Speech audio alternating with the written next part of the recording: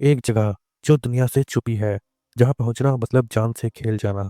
और अगर बर्फ हट जाए तो वहाँ सिर्फ खामोशी नहीं मिलती, मिलते हैं इंसानी कंकाल, सैकड़ों नहीं, सैकड़ों की भीड़। ये कोई युद्ध भूमि नहीं है, ये एक झील है, रूपकुंड। और इस झील के पानी में आज भी बहता है मौत का रहस्य।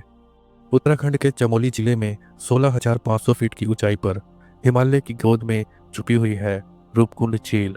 छोटी सी दिखने वाली इस झील के आसपास हर साल गर्मियों में कुछ ऐसा होता है जो वैज्ञानिकों, यात्रियों और रहस्य प्रेमियों को झकझोर कर देता है। जैसे ही बर्फ पिघलती है, पानी में कुछ काला सा दिखता है और पास जाकर पता चलता है ये है इंसानों की हड्डियाँ, पैरों की हड्डियाँ, हाथों की, और सबसे डरावना सिर की खोपड़ियाँ। कुछ के जबड़े खुले हैं, जैसे मरते वक्त वो चीखे होंगे, लेकिन कोई सुनने वाला नहीं था। कौन थे ये लोग और क्यों मरे? कोई युद्ध नहीं हुआ यहाँ, कोई महायात्रा नहीं दर्ज इतिहास में। डीएनए रिपोर्ट्स आई और पहली बार दुनिया को झटका लगा। कुछ कंकालों का डीएनए भारत के दक्षिण राज्यों से मेल खाता था, लेकिन कुछ यूरोपियन नस्ल के थे। हिमालय के बर्फीले इलाकों में यूरोपियन लोग 850 एडी में क्या कर रहे थे? क्या ये कोई व्यापारिक दल था, कोई धार्मिक यात्रा, या फिर किसी गुप्त राज की तलाश में निकला कोई संगठन? हर खोपड़ी पर एक जैसी चोट, ना कोई तलवार ना तीर, बस सिर के ऊपर गोल गड्ढे, मानो किसी ने ऊपर से वार किया हो। फिर सामने आया द हेलस्टॉर्म थ्योरी। इतने भारी ओले गिरे थे कि सीधा सिर में लगे, कोई बचा नहीं सका। उनके टेंट उड़ गए, घोड़े भाग गए और इंसान वही गिरते गए एक एक करके। लेकिन सवाल उठता है, क्या वाकई ओले इतने खतरनाक हो सकते हैं, या फिर किसी ने उन्हें खत्म करने के लिए इस कुदरती तबाही का सहारा लिया? वो शराब जो आज भी जिंदा है। स्थानीय कहानियां कुछ और ही कहती हैं। एक राजा जस धवल अपनी रानी और सैकड़ों लोगों के साथ तीर्थ यात्रा पर निकला था, लेकिन रानी ने पहाड़ों में नाच गाना शुरू कर दिया। स्थानीय देवता अपमानित हुए और तभी एक शराब बरस पड़ा। बर्फ की तेज बारिश, काले बादल और मौत का तूफान। पूरी टोली वहीं पर मारी गई। देवता ने अपना न्याय दे दिया था।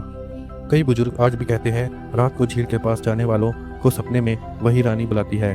कुछ ट्रैकर जो रात वहीं रुके थे बताते हैं, रात होते ही माहौल बदल जाता है। तेज हवा चलती है, मगर झील के पास पहुंचते ही एकदम सन्नाटा, जैसे वहां हवा भी रुक जाती है। किसी ने कहा, मुझे किसी ने पीछे से पुकारा। मुड़कर देखा तो कोई नहीं था, लेकिन झील के पानी में लहर बन रही थी, जैसे कोई उतर रहा हो या कोई बाहर आ रहा हो। कुछ लोगों के कैमरे खराब हो गए और जो मोबाइल बचे उनमें रिकॉर्ड हुआ सिर्फ शोर और चीखों जैसा। इतिहास खुद को क्यों दोहराता है? हर साल गर्मियों में नए कंकाल सामने आते हैं। वो कौन लोग हैं? क्या पुरानी हड्डियां फिर से सतह पर आ जाती हैं, या फिर कोई आज भी वहां खींच कर लाता है? 2018 में एक विदेशी महिला ट्रैकर लापता हो गई। उसका कैमरा मिला। आखिरी तस्वीर में वो अकेली नहीं थी, उसके पीछे कोई साया था। आज तक उसका कोई पता नहीं चला। नासा, इसरो, इंडियन आर्कियोलॉजी सब आ चुके हैं यहाँ, सैंपल्स लिए गए, लेकिन हर साल जब नई हड्डियां सामने आती हैं, हर थ्योरी टूट जाती है। कोई कहता है वहाँ रेडिएशन है, कोई कहता है टाइम लूप है, लेकिन कोई जवाब नहीं दे सका। वो आत्माएं क्यों शांत नहीं होती? क्या अगला नंबर तुम्हारा है? कहते हैं रूपकुंड किसी को बुलाता है जिसे वो पसंद करता है, उसे अपनी गोद में समा लेता है। वो फिर कभी लौट कर नहीं आता। और जब अगली गर्मी में बर्फ पिघलेगी तो झील फिर से कुछ उगलेगी, शायद एक और रहस्य, या शायद एक और इंसान।